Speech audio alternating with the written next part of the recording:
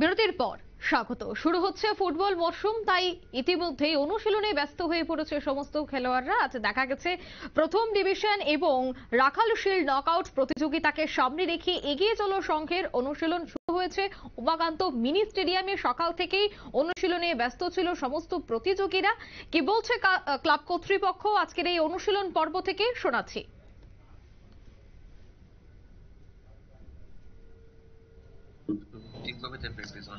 Practice আমরা পরশু দিতে শুরু হয়েছে। প্রথম আমরা লোকাল 6 জন স্টার্ট করছিলাম।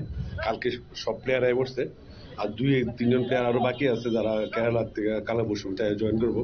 মোটামুটি ফুল টিম নিয়ে আজকে আমরা প্র্যাকটিসে নামছি।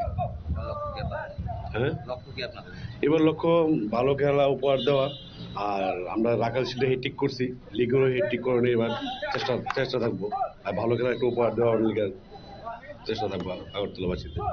লিগে তো আর শক্তিশালী টিম রয়েছে, নাইনপুরে তালবাহাদুর, তারপর জয়টা কিভাবে করে? জয় তো অ্যাকচুয়ালি ভালো প্লেয়ার আর খারাপ প্লেয়ার সবকিছুই ডিপেন্ড করে খেলার উপরে, আর কিছুটা ভাগ্যের উপরে, আর ভালো প্লেয়ারের উপরেও। তো আমরা 100% আশীর্বাদী এবার আমরা লিগ চ্যাম্পিয়ন হয়ে হেডটেক করবো। প্লেয়ার আমাদের সব কিছু ভালো।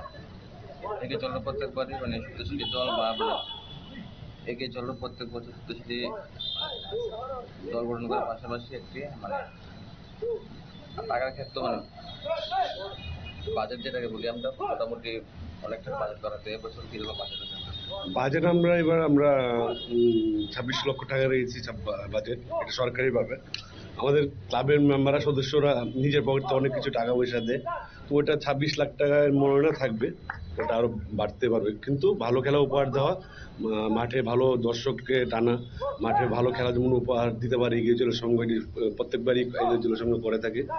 আর সবচেয়ে গুরুত্বপূর্ণ ব্যাপার যেটা হলো রেফারির মান নিয়ে। সি ডিভিশন খেলার মধ্যেই রেফারিকে মারধর করছে অন্য টিমরা। তো এই টিএফএ এর কাছে একটা অনুরোধ থাকবে যে রেফারির মানটা যেন লক্ষ্য রাখে, কারণ এবার সব বড় বড় ক্লাবরা খেলবে। রেফারি নিয়ে কোনো কিছু ঝামেলা না হয়, টিএফএ এটার দৃষ্টিটা আকর্ষণ করে। বইয়েছে কজন প্লেয়ার হচ্ছে টোটাল আমরা এখন স্কোয়াডে 18 জন আছে। আমরা প্রয়োজন আরো 1-2 জন বাড়াবো। আমি অশ্বিন্দানক এগিয়ে সঙ্গে এক্সিকিউটিভ কমিটির মেম্বার, আর উনি হলো দীপক বণিক, ফুটবল কনভেনার এগিয়ে চলার সঙ্গে 2024। আর উনি হলো জন বড়াজার্জি, অ্যাসিস্ট্যান্ট কোচ অফ এগিয়ে চলার সঙ্গ 2024। 3 দিন যাবৎ চলছে এই প্রশিক্ষণ। জয়ের লক্ষ্যে ইতিমধ্যেই তারা প্রশিক্ষণ নিচ্ছে। রাজ্যের খেলোয়াড়রা এবং বহিরাজ্যের খেলোয়াড়রা এই প্রতিযোগিতায় অংশগ্রহণ করবে। প্রায় 30 লক্ষ টাকার বাজেট নিয়ে এবার তারা এগিয়েছে এই প্রতিযোগিতায়, এমনটাই জানাচ্ছে ক্লাব কর্তৃপক্ষ। নিয়ে নিচ্ছে ছোট্ট একটি বিজ্ঞাপন বিরতি, সঙ্গে থাকুন।